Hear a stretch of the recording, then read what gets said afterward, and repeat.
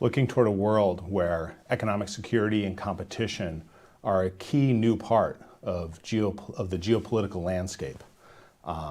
The tech revolution that is coming alongside AI, and particularly generative AI, is clearly a primary vector for how the U.S. is thinking about strategic competition, thinking about economic growth, and thinking about the role of our economy throughout the world.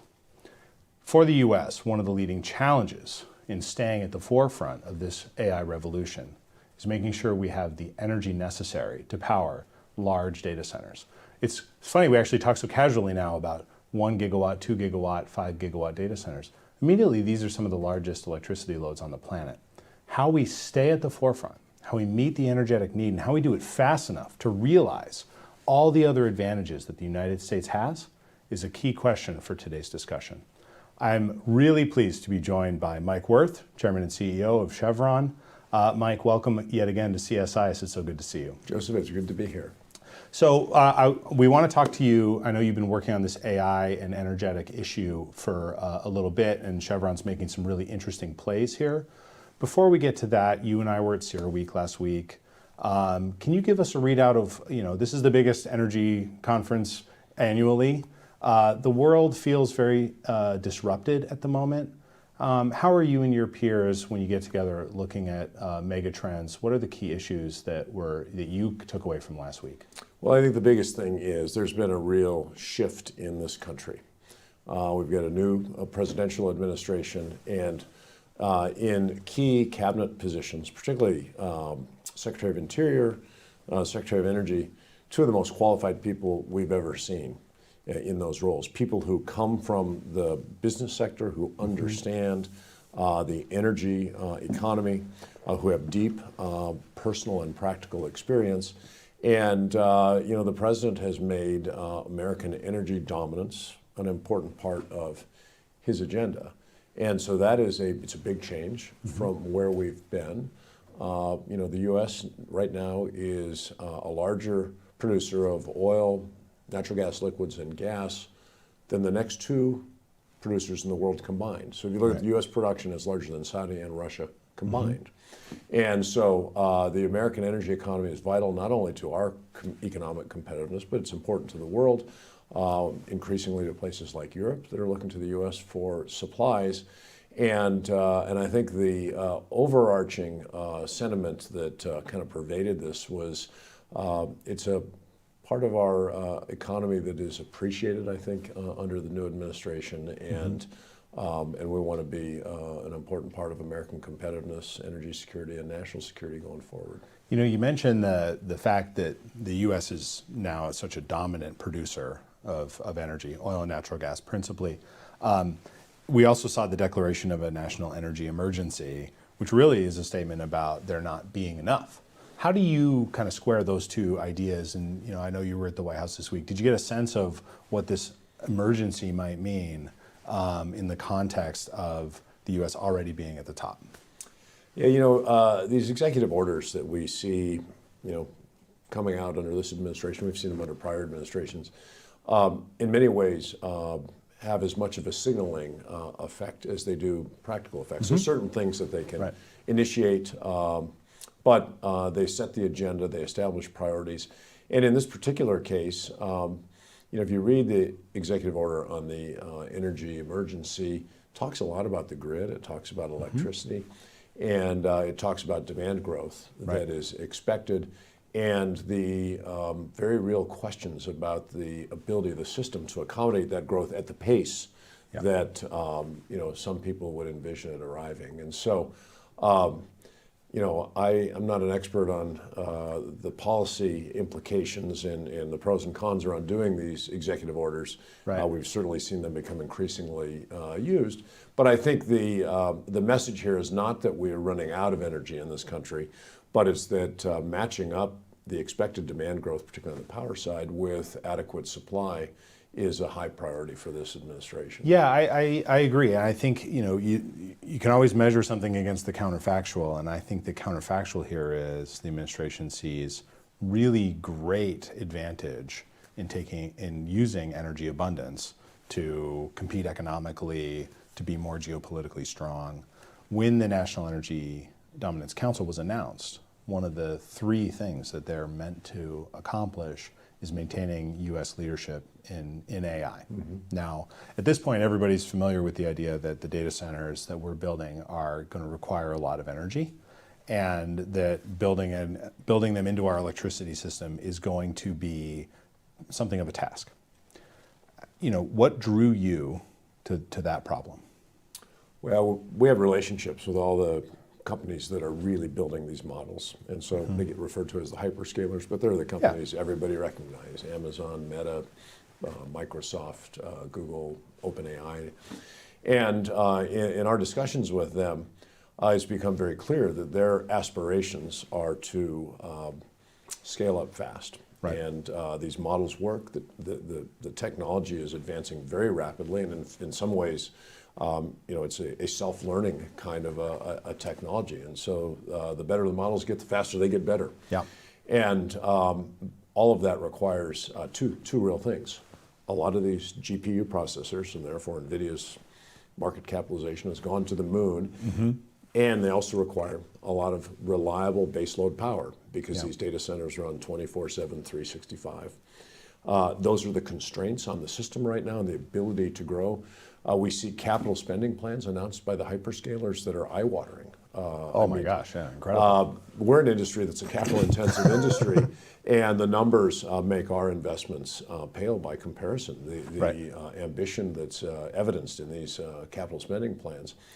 And so as you then start to look at that and say, okay, how are we going to provide the power? Wind and solar are part of the mix. They're on the grid. They have their intermittency realities that have to be dealt with. Nuclear gets a lot of talk. Nuclear is probably a decade or so away from really coming into the system. And coal is on its way out of the system. I think we'll see. The president has, I think, started to put a little bit more of an emphasis on coal here. But the reality is that natural gas is going to be a really important part of the solution from a power standpoint. Yeah. And we produce a lot of natural gas. We also operate large-scale, multi-gigawatt generation ourselves for a very specific customer, our own operations, in remote parts of the world where we have needs that are analogous to what the hyperscalers have. They need highly reliable power, large-scale, round the clock to support operations. That describes us in some of the remote locations where we work. So we've got decades of experience in building, maintaining, operating this kind of a power system for a very specific customer, not as a merchant generator to sell into the grid, but for a very specific customer that puts a premium on that kind of reliability and scale.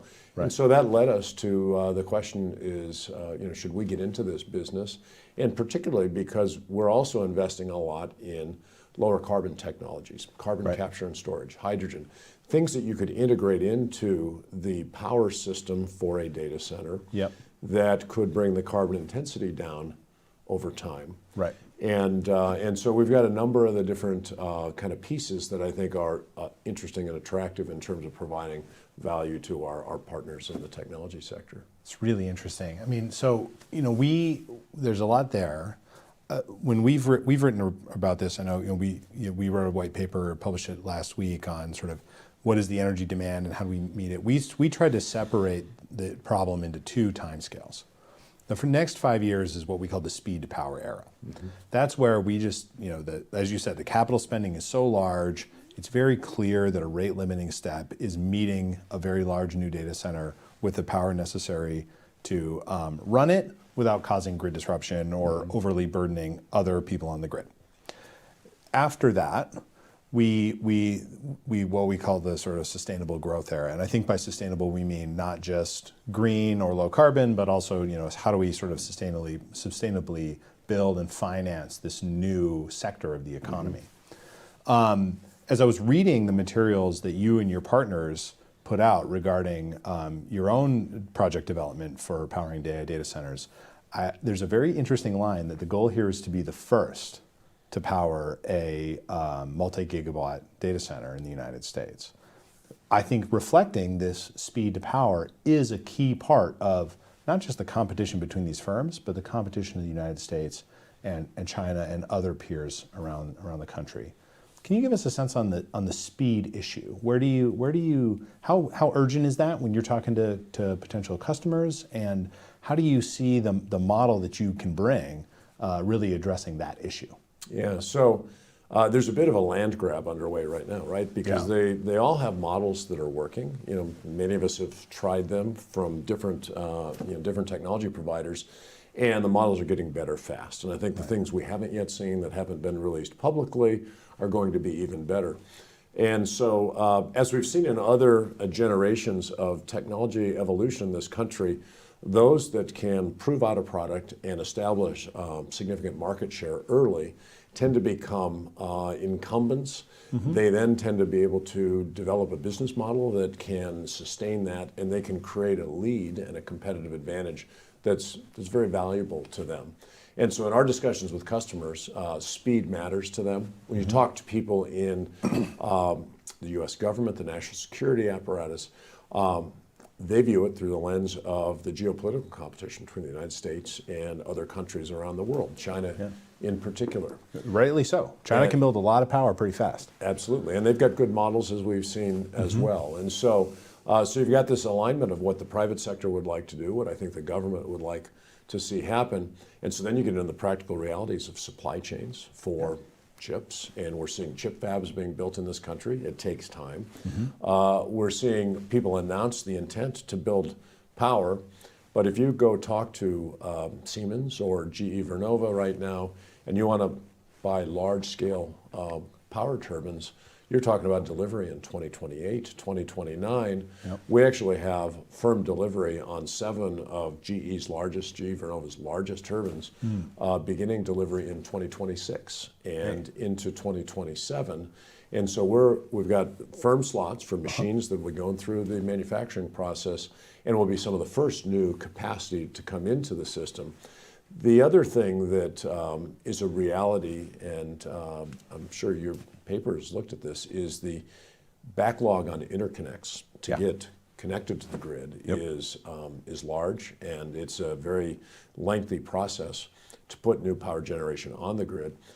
Our approach on these will be to build the power off the grid, have it co-located with data centers. The intent ultimately would be to tie into the grid, so you can both provide power to the grid to help with grid stabilization.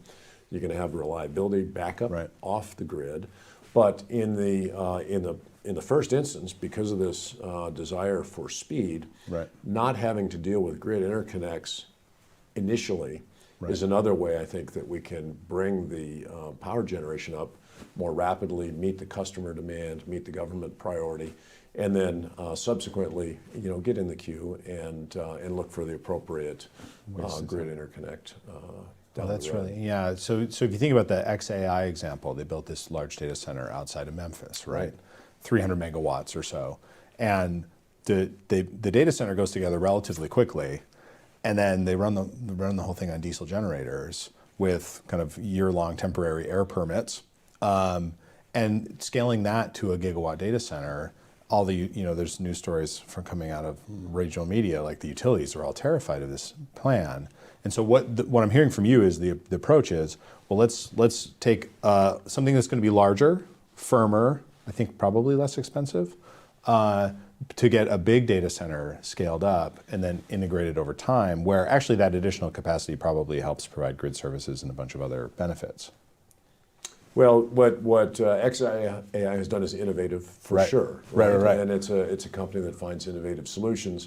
We're a company that builds large-scale solutions for the long term. And so we probably come at this a little bit differently, but many of the drivers are the same, right? It's how do you move fast? How do you provide scale?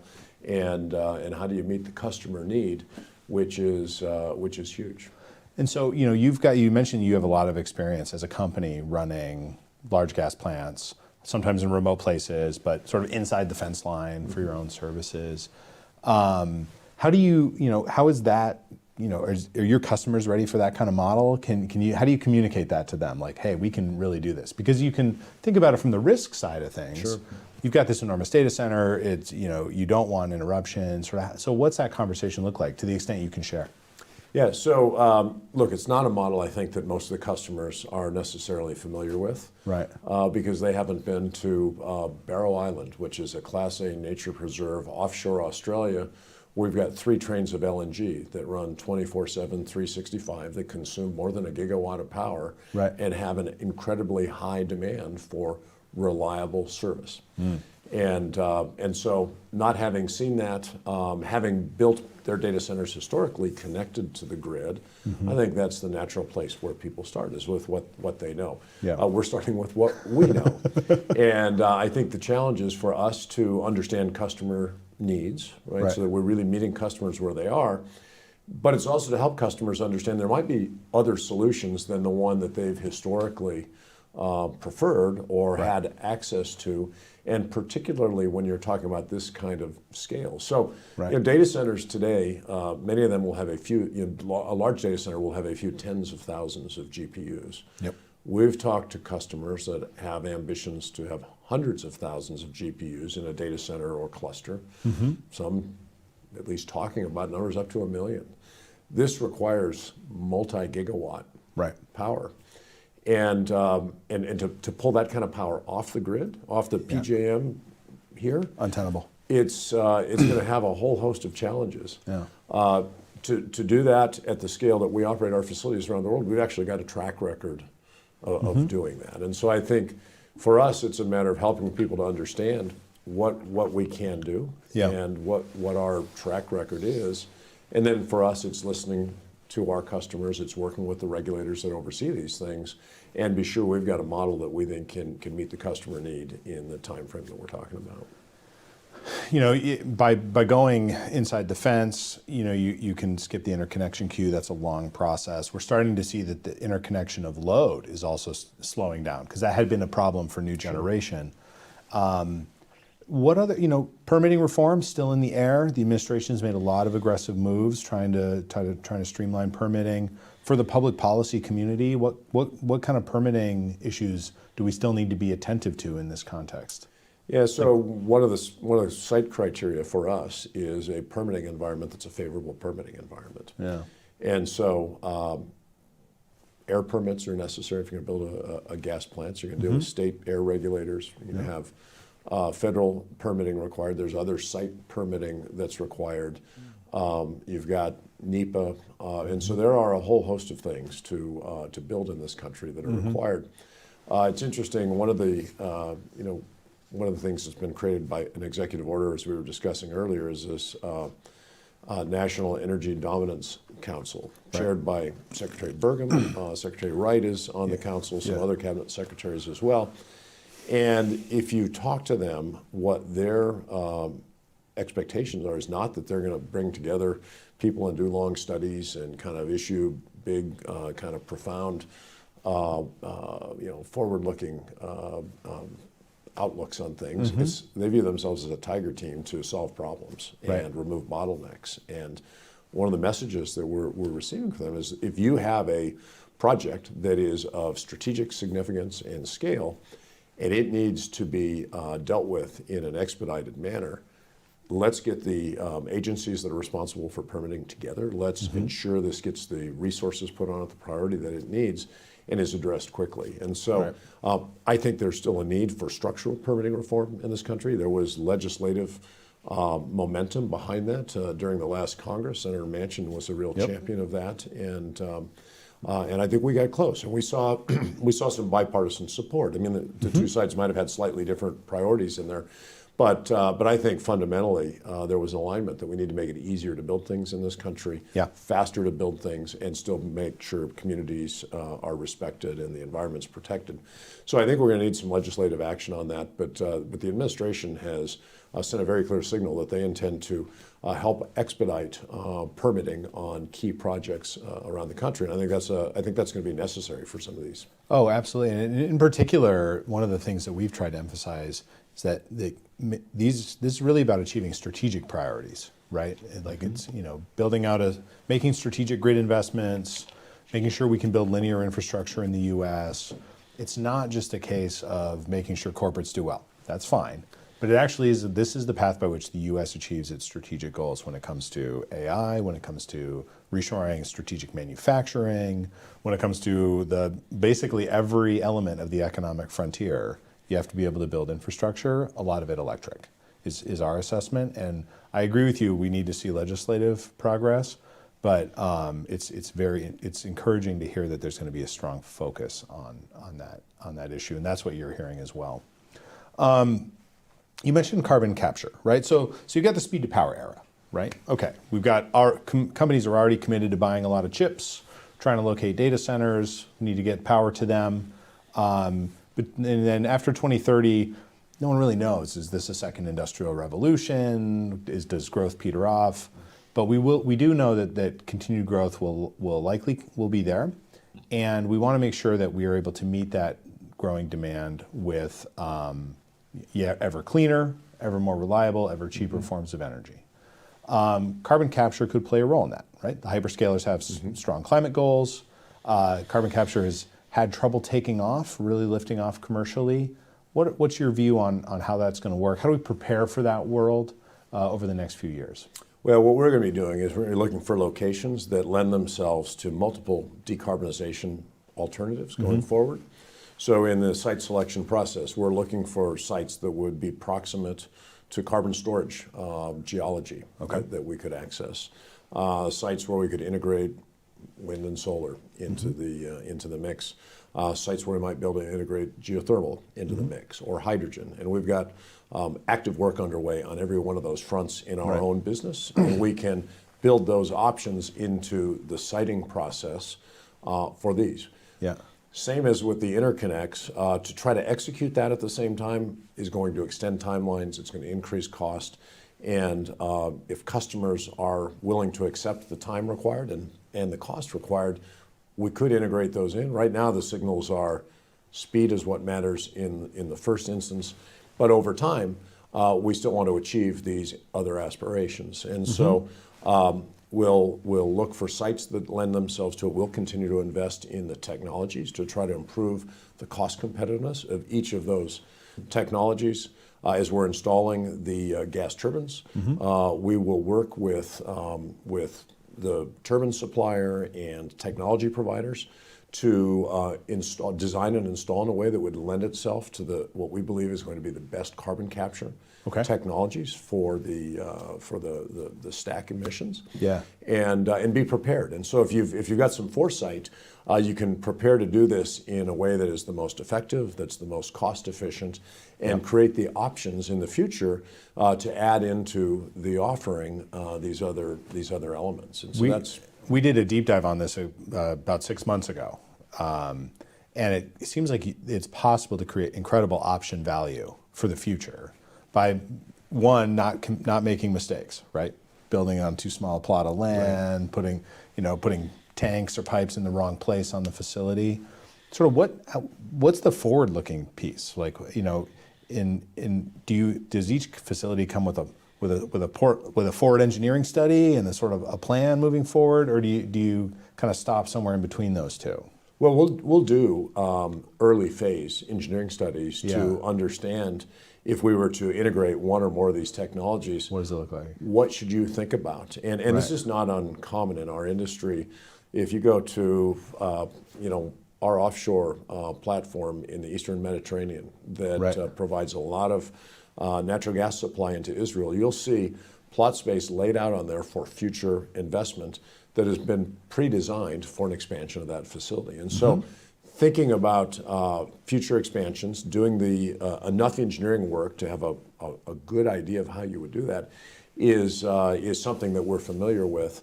And we won't do detailed engineering because you're not at a point where that's likely to be executed right now. And so we'll get it to a point where we believe we've created the best option and the most readily convertible or investable future to go to one of these decarbonization technologies.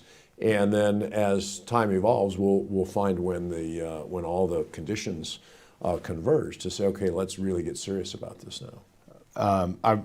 You should send over the tech team. I want to learn from them and hear what they're working on. It's really interesting to me. So the energy dominance agenda seems to be, to me, what the president is trying to accomplish is to say, hey, we've got these great natural resources. Over the last 15 years, there's been this incredible revolution that has given the U.S. economic advantage, geopolitical strength, and we want to realize that for all these other benefits. In the context of gas, we've just had this amazing market conditions over the last few years. Increased consumption, shutting down coal plants, using gas in the power sector, now the large expansion of the LNG export capacity. What's your view on how this looks going forward, right? Does production just keep up? Do we, what from a producer's side viewpoint, what is the outlook like to you? Well, the country is blessed with an abundance of resource. In the shales, which is where a lot of the new production has come over the last years, we're still recovering kind of on the order of 10% of the resource that's in place. And so there's big incentives for us to find ways to increase the recovery of this. And even at current recovery levels, we've got many decades of gas supply in this country that can be developed at current demand levels or even growing demand levels. And so we're blessed with an abundance of resource. I think the shift that I mentioned earlier in the conversation, a few years ago, I would travel around the world and talk to political leaders, business leaders, and they'd kind of scratch their heads a little bit and they'd say, your country's blessed with the deepest capital markets in the world, the best education system in the world, the rule of law, innovators unlike what anybody else has, and energy resources that are the envy of the world. But your government seems to be committed to not using those energy resources, right? We've faced periods of time where acreage is taken off the market. We're not going to lease, we're not going to consider lease sales. We're going to throw other barriers in place. And it was a bit of a head scratcher for people to say, if you would put all these things together, nobody could compete with the U.S. economy. And I think the energy dominance agenda, if you will, is about harnessing that resource, which is, a bounty. The Secretary of the Interior talks about as our balance sheet. If you looked at it, if the U.S. had a balance sheet that looked at all of its assets, these natural resource assets would be worth trillions of dollars. And so how do we harness that from our balance sheet and use that to underpin this economic competitiveness, the reshoring of some of our manufacturing, growth in good jobs for people that right now might be displaced from one industry, or there's a whole series of things that I think a resurgence in manufacturing in this country does in terms of supply chain resilience. Post-COVID, I think that's become a bigger theme. And then, of course, underpinning it all is the technology the technology flourishing that continues to drive our economy to new heights. And I think it's energy dominance to support economic dominance and AI dominance. And it's really to say, look, we've got all these wonderful human and natural resources. How do we encourage investment in those for the benefit of our country and our economy, our people? Let's actually close there. I mean, this is, AI is such an interesting tool. I use it a lot myself. The more I've studied this issue, actually, the more optimistic I get about the role it will play in our economy. You have to be keyed into those issues because economic growth determines a lot of market conditions. So if you step away from the supplied conversation, you start looking at the role that AI plays in the U.S. economy and globally, kind of how has that affected your thinking? How has it changed over the last year or two? Well, I use it personally for a lot of things, and I love learning, and so it's made me personally much more productive. I'll give you just a quick example. Yeah, please. As we were first talking about this business model of building out power for data centers, we put a team of, did what we usually do. We put a team of engineers and financial types and market types together. So a small team of people went away and worked for several weeks and came back with economic models and talked about what kind of power price would need to be negotiated into a power purchase agreement, and what are the investments, what are the risks. And I was traveling with the head of our new energies business, and I said, let's just do a little thought experiment here. Let's provide a set of parameters to one of these models and ask the question, build me a business plan and a financial model and talk about risks, returns, break-even prices. We gave it a series of things. And in about 5 minutes, we had a work product that was virtually the same as what a team of some of our smartest people had worked for several weeks to produce. And as you set them side by side, they were almost the same. And so these things do have great utility. Yeah. And I don't think they're going to take over higher level functions for people, but certainly a lot of what is some of the more mundane or repetitive work in any organization lends itself to being enabled by technology. And I think we'll see that in all kinds of businesses. In our business, we're using it for a lot of other things to try to find ways to create competitive advantage and create value for shareholders. I think that's going to become ubiquitous. And technology always helps businesses become safer, more efficient, more productive. And I think this will permeate the economy. We're on the very front edge of understanding how to use these tools. And they have risks, like all technologies have risks, which we'll have to manage and mitigate. But we certainly see the upside in our company and in our industry, and I think every other industry is going to be the same. Yeah, and then I thought the vice president's speech in Paris was very strong on this point, that this is a unique moment where capturing some of these economic benefits really is important for our large-scale national strategy. It's important for what the labor market is going to look like, and it's important for making sure that if we really are at a moment where economic productivity is just going to absolutely skyrocket, U.S. firms, U.S. shareholders, and the U.S. population is in a position to take advantage. So thank you for being on the front side of it. So interesting to speak with you, Mike, and hear your insights, and I hope we see you again at CSIS soon. Good. It's always great to be with you, and it's great to be at CSIS. Thank you. Colleagues joining online, thank you so much for your kind attention. I hope you check out our website. The work we've done on full stack AI leadership, I think really is at the forefront of thinking about what the U.S. strategy here should be. Encourage you to check it out. And otherwise, this is Joseph Majkut signing off.